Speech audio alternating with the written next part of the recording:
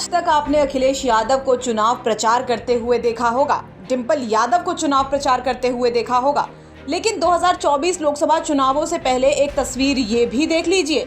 ये है अखिलेश यादव की बेटी अदिति यादव।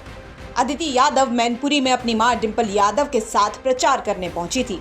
प्रचार के दौरान अदिति कुछ महिला समर्थकों के साथ बैठी नजर आईं। बता दें कि सपा ने डिंपल यादव को मैनपुरी से उम्मीदवार बनाया है। लोकसभा चुनावों के मद्देनजर डिंपल यादव लगातार प्रचार कर रही हैं। डिंपल यादव से जब पत्रकारों ने सवाल पूछा तो उन्होंने ईवीएम को लेकर चिंता जाहिर करते हुए कहा कि ईवीएम को लेकर लोगों में बहुत असमंजस है। कई लोग लगातार पिछले चुनाव में ईवीएम का सवाल उठाते रहे हैं। डिंपल यादव ने यहां तक कह दिया कि लोगों के मन में ईवीएम को लेकर शंका है। बता दें कि डिंपल यादव इलेक्टोरल बॉन्ड को लेकर भी सरकार पर लगातार हमलावर हैं। उन्होंने कहा कि वो तो अपने पक्ष को सही साबित करने की कोशिश करेंगे ही। मैं समझती हूँ कि क्लैरिटी तब जाएगी जब इलेक्टोरल बॉन्ड आइडेंटिफिकेशन वाले नंबर आ जाएंगे कि किसको किसने कितना चंदा दिया। मुझे इस बात का संज्ञान नहीं है क्योंकि मैं क्षेत्र में हूँ और अगर पहले भी मिली है कई बार और अभी भी मिल रही है तो इसमें कोई रोक टोक तो है नहीं, कोई भी किसी से भी मिल सकता है।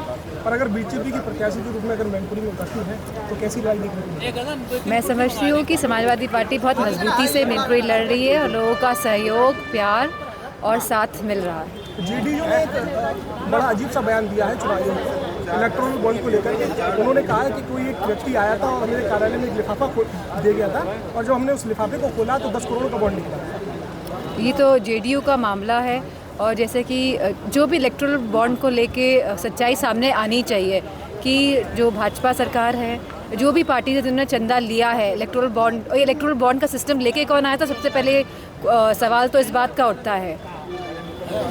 समाजवादी पार्टी का सुनने में आ रहा है, सूत्र बता रहे हैं, समाजवादी पार्टी के नेता भी कह रहे हैं कि भारतीय जनता पार्टी से मैनपुरी सीट को लेकर पैक्ट हो गया कि कोई प्रत्याशी नहीं उतारा है। क्या कहेंगे? किसके साथ पैक्ट हो गया? बीजेपी का मैनपुरी से सीट पे प्रत्याशी ना उतारना समाजवादी पार्टी के नेताओं ने बयान दिया।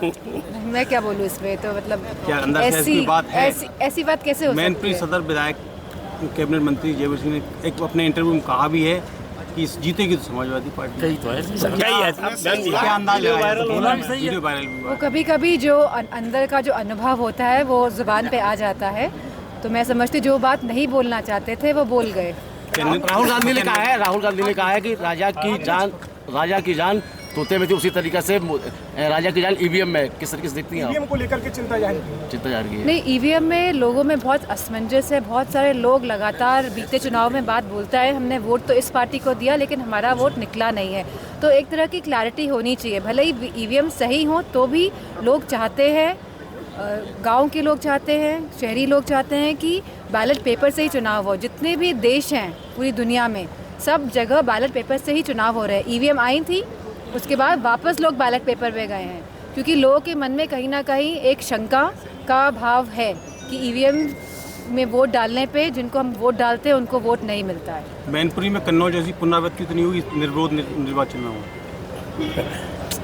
आप फिर वही सवाल कर रहे हो। नेक्स्ट करो। जी, बस समय ले रहे हैं कुछ विरोधी पार्टियां, तो कोई ज़रूर इसमें उनके मन में किसी तरह की शंका होगी, इस वजह से इतना समय लिया जा रहा है। इलेक्ट्रो बोर्ड को लेकर सीबीआई ने सुप्रीम कोर्ट ने फटकार लगाई है।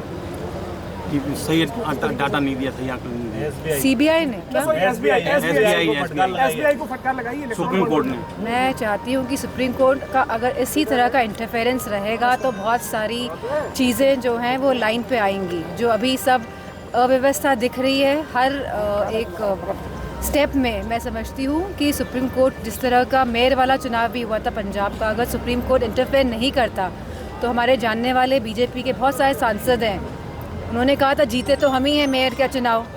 तो इस तरह से गलत तरीके से चुनाव जीतना सही बात नहीं है एक लोकतंत्र। मैनपुरी से पुष्पेंद्र सिंह की रिपोर्ट, यूपी तक।